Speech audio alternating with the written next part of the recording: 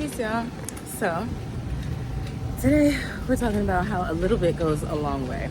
So, of course, going back to yesterday, or the most recent video was about starting your new life, starting your new business, and thinking about the different methodologies that we can apply, that we can take from art and apply to our pursuit, process versus product.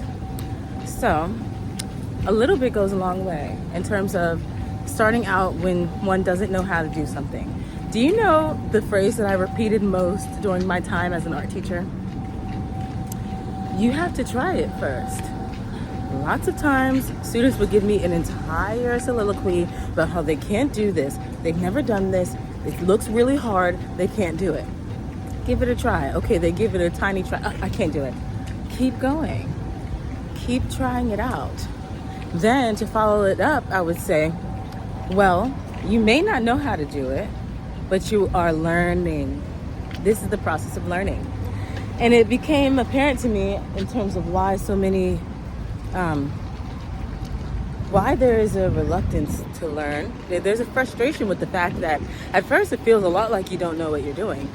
At first it feels like you're getting things wrong. But it's important to recognize that when you're new to something, you are learning. It's not that you're getting wrong, you're learning from the mistakes. You're learning from the things that you did so that you can become better at them. And that is simple, but okay, another phrase that I repeated a lot as an art teacher was, just because it is hard doesn't mean that we can't do it. We can do hard things.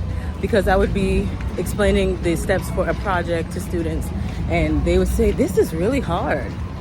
I'm like, we can do hard things. We can use like something that's really difficult for people who are 3, 4, and 5 to use their fine motor skills in order to create art, in order to write.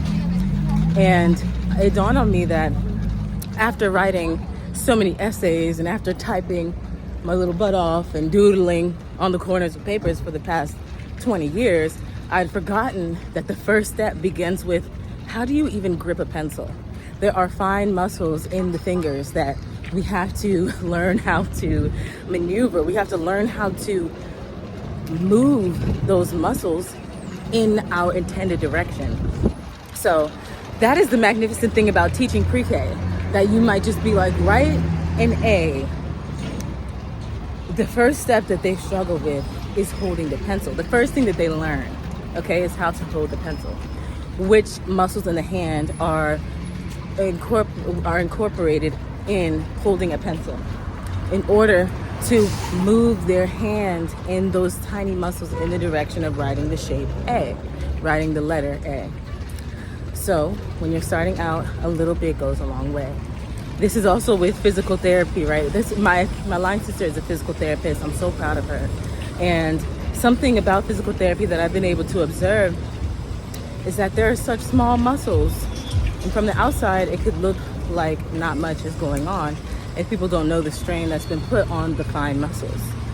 But something like squeezing a ball over and over again, when somebody has, a physical therapist would know.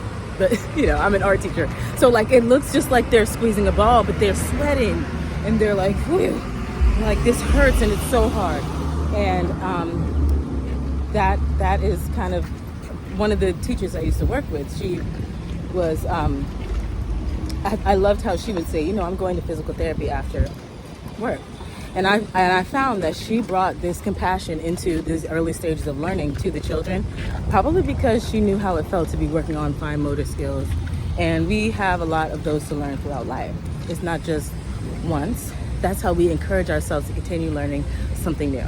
And just because you're no longer at that pre-K level doesn't mean that you cannot commit to a little bit of learning.